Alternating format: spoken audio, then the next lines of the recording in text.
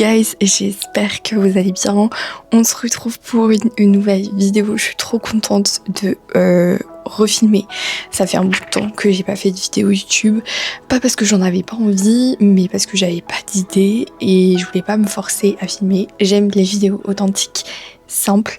Donc je reviens avec une petite idée de concept que j'avais envie de faire, qu'on voit déjà, mais j'avais envie de faire le mien. C'est un chit-chat skincare, make-up en fonction du moment où je vais filmer, mais en tout cas là ça va être skincare du matin et on va aborder un sujet. Je vous ai posé la question en story Instagram de qu'est-ce que vous voulez qu'on aborde en vidéo comme thème. Et il y a un premier thème dont j'avais envie de vous parler et on m'a posé la question sur ce sujet parce que c'est quelqu'un qui me connaît très bien.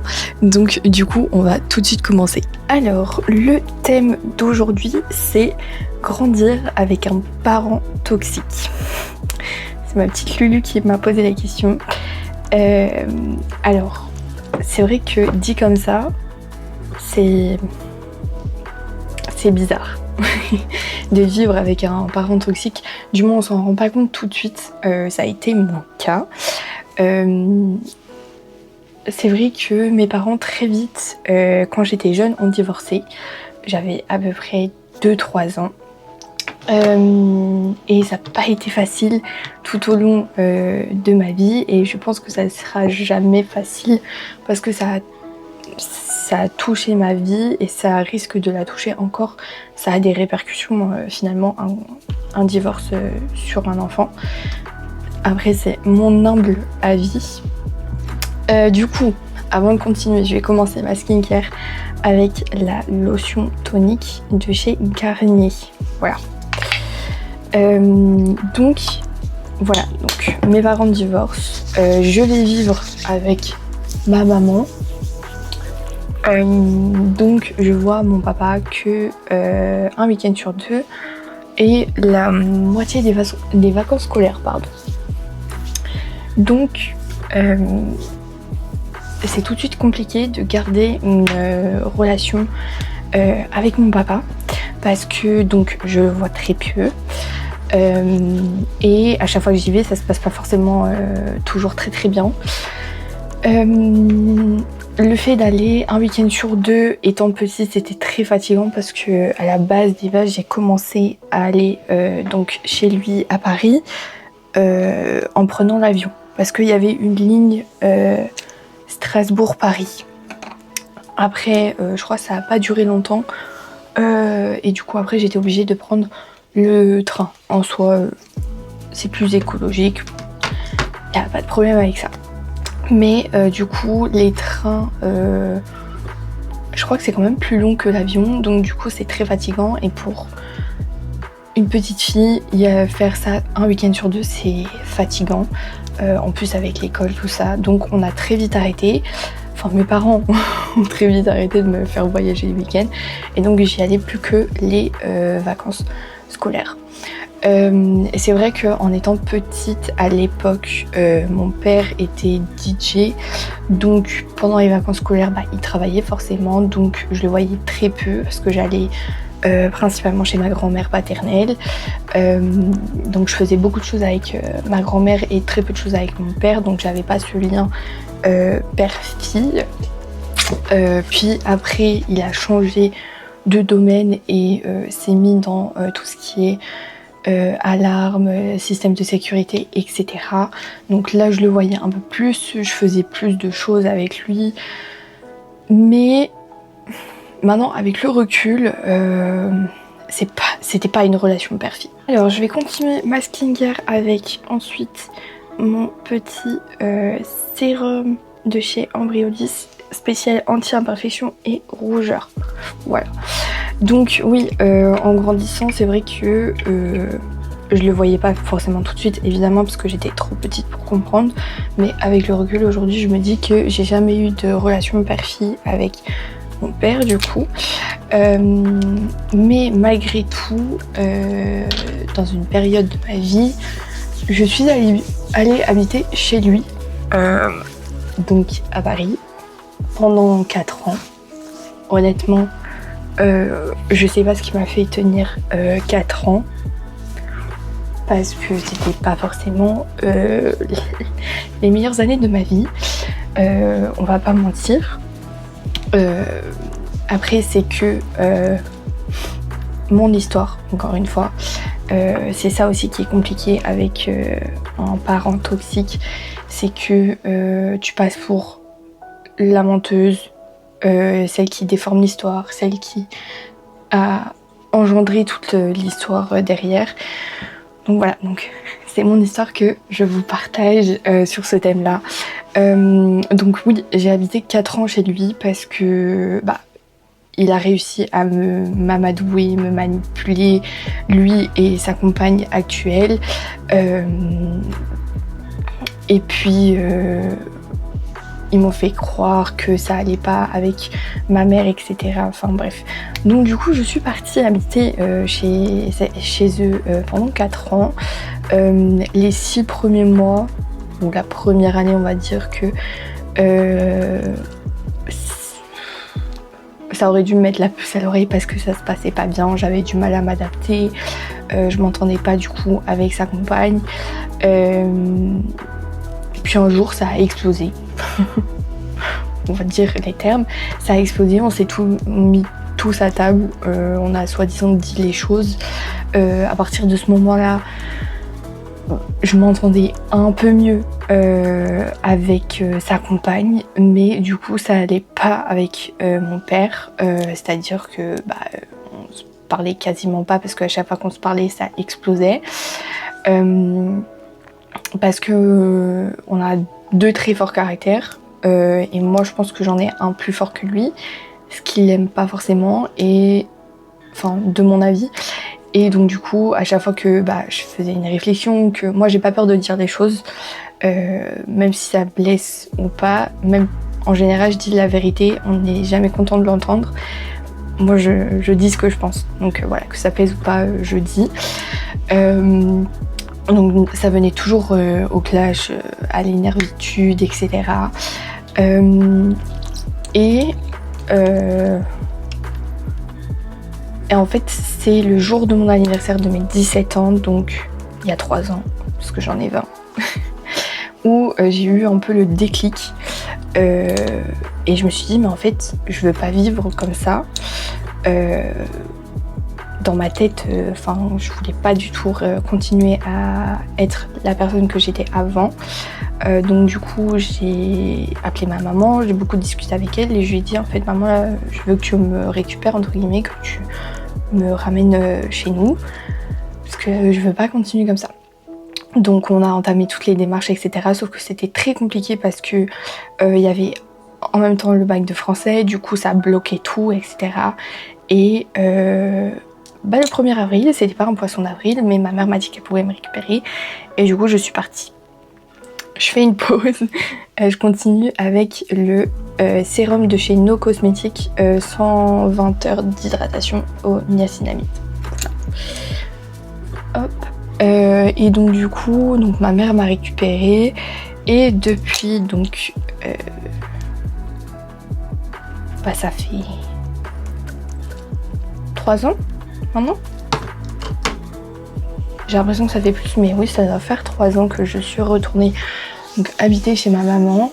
Et donc, ça fait 3 ans que j'ai 0 nouvelles de mon père. Si on peut dire que c'est ma volonté de ne pas avoir de ces nouvelles parce que voilà, avec le recul et avec beaucoup de remises en question, j'ai compris beaucoup de choses. Mais il cherche pas non plus à avoir de mes nouvelles et il cherche pas à m'en donner non plus.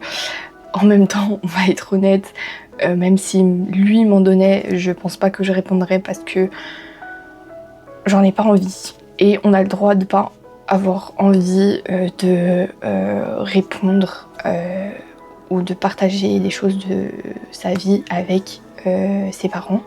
Enfin, en tout cas avec un parent avec qui ça va pas.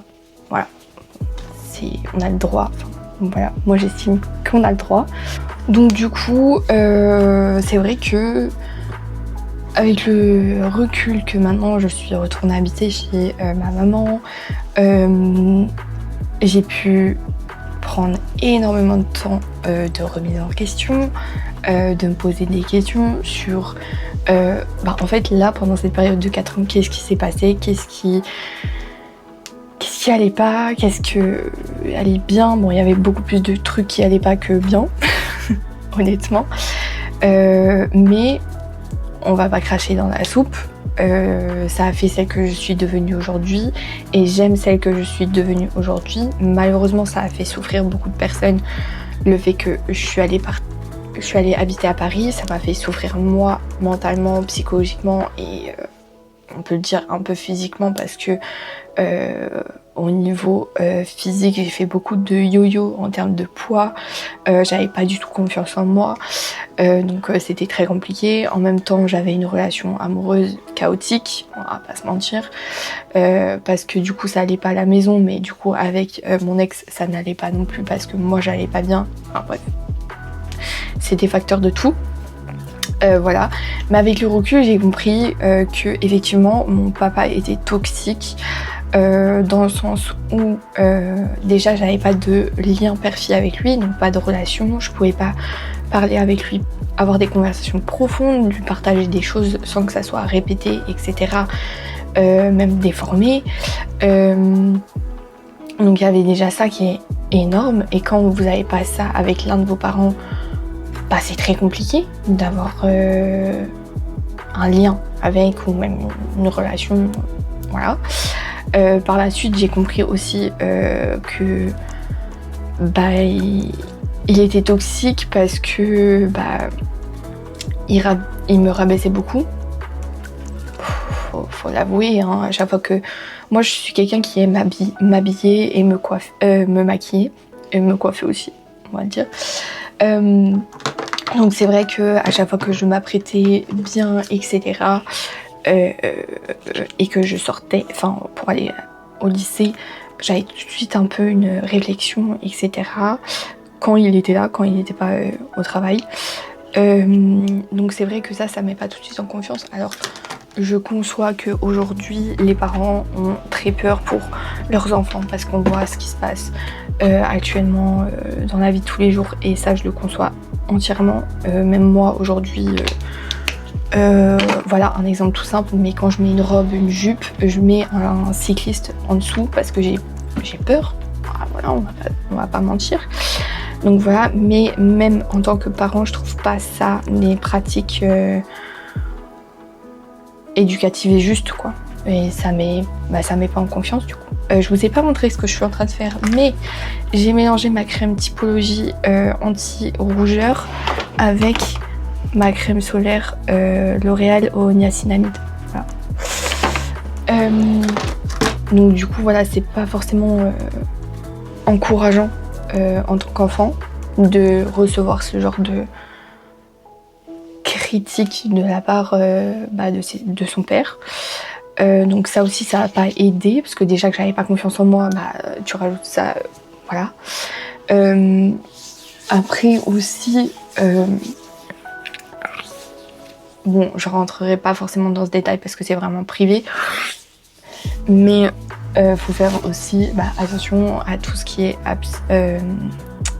aspect financier, etc. Parce que voilà, on sait que dans certaines familles, il y a des histoires à cause de ça. Moi, c'était vraiment pas lié à ce sujet-là. Moi, c'était vraiment lié à l'amour d'un père que je n'avais jamais eu. Concrètement, c'est la finalité de la chose. C'est que j'ai jamais eu ou même ressenti l'amour de mon père. Ça, on pourra pas démentir sur mon ressenti parce que c'est mon ressenti avec le recul et avec ce que j'ai vécu avec lui. Pendant plus de 17 ans de ma vie, j'ai jamais vraiment ressenti l'amour de mon père. Je n'ai jamais vraiment vu ou perçu l'amour soi-disant qu'il a pour moi. Aujourd'hui, je pense, après c'est mon avis donc je ne sais pas, je suis pas dans sa tête, mais je ne pense pas qu'il ait encore de l'amour pour moi, tout simplement parce que sa compagne a des enfants qu'ils n'ont pas eu ensemble et il s'est jamais posé la question si ça m'affectait le fait qu'il parle de ses enfants en disant ma fille et mon fils, alors qu'ils ne sont pas de lui biologiquement. Il m'a jamais posé la question, alors qu'il le faisait tout le temps devant moi. C'est quelque chose ça aussi qui n'encourage pas une relation père-fille, qui peut même la détériorer quand tu essayes pendant 4 ans de la construire. Voilà. Mais c'était que à sens unique. T'as beau avoir des discussions avec sa femme, etc. pour essayer d'améliorer la chose, ça ne marche pas non plus. Donc à un moment donné, quand c'est à sens unique, que tu vois très bien que ça te rend malheureuse, que ça te rend mauvaise, que aussi je suis passée par une dépression de 6 mois. Ça n'a pas été diagnostiqué par un médecin, etc. Mais je pense que aujourd'hui, t'as pas forcément besoin d'aller consulter pour savoir que tu fais une dépression. Je suis restée 6 mois enfermée chez moi, alors déjà que je suis casanière à la base, là c'était énorme. Je voulais voir personne, je parlais avec personne, j'étais très méchante. Voilà. Et je sais qu'aujourd'hui, je suis fière d'avoir une meilleure version de moi-même parce que j'ai voulu changer, parce que je ne voulais pas rester comme ça. Et je trouve que c'est important dans le processus d'amélioration d'accepter que tu as été comme ça, que tu as subi et fait certaines choses. Alors attention, subi c'est tout l'amour que j'ai pas eu, etc. Fait certaines choses, c'est être méchante verbalement, etc. Mais aujourd'hui, si vous remarquez que vous avez une relation toxique avec l'un de vos parents, moi je vous conseille, si vous avez la possibilité, de vous en éloigner et même de plus avoir de contact du tout, parce que moi aujourd'hui, donc ça fait plus de 3 ans maintenant que je suis revenue chez ma maman, que j'ai voulu changer du tout au tout, mon état d'esprit, même physiquement, ma manière de voir les choses, tout a changé et je me sens beaucoup mieux, tout simplement. C'est vrai que c'est pas facile, c'est pas un long fleuve tranquille, mais quand on veut, on peut, comme dans n'importe quoi. Et j'ai pas encore fini ce processus parce qu'il y a encore beaucoup de rancœur et de haine, mais je pense qu'au fil des années, en grandissant, en vivant de nouvelles expériences, etc., ça partira. Mais voilà. Je vous ai pas montré, j'ai mis mon déodorant de chez Wild. Alors c'est pas du tout une collab, qu'on se le dise. J'achète mes produits. Et en plus, il faut savoir que vu que j'habite en Alsace et à côté de la frontière allemande, j'en ai plus pour vous montrer, mais ils le vendent dans un magasin qui s'appelle DM en Allemagne. Donc ils vendent le pack et les recharges. Donc ça c'est génial. Là, il faudrait que je passe une commande parce que j'aimerais changer d'odeur de déodorant. Mais franchement, hyper pratique. Alors, disclaimer, par contre, quand vous le mettez et que vous mettez des hauts blancs ou clairs, vous avez des traces jaunes sur vos t-shirts en dessous des aisselles dues à la transpiration. Mais ça s'enlève au lavage, bien évidemment, mais ça peut être relou si vous levez les bras et que vous voyez que vous avez des taches jaunes, voilà, et qu'on vous fait la remarque. Mais sinon, hormis ça, il est super. Moi, je l'adore. Et il est naturel, écologique, tout ça. Donc voilà pour ce premier épisode. J'espère qu'il vous a plu, que vous avez aimé écouter cette petite histoire de grandir avec un parent toxique. C'est pas quelque chose de facile. C'est même, je pense à mon pire ennemi, je ne lui souhaite pas parce que ça t'amène quand même beaucoup de trauma dans ta vie personnelle par la suite. Rien que dans les relations amoureuses ou même amicales. Je pense que ça sera le prochain sujet d'un épisode, l'amour en général, que ça soit amical, amoureuse, parentale, tout ça. Je pense que c'est un gros sujet aussi qu'on pourrait aborder. En tout cas, j'espère que ça vous a plu. Et bien sûr, il n'y a pas du tout de méchanceté dans cette vidéo. C'est vraiment vous partager mon histoire, mon point de vue, mes ressentis. Et voilà. Du coup, je vous fais des bisous et on se revoit très vite.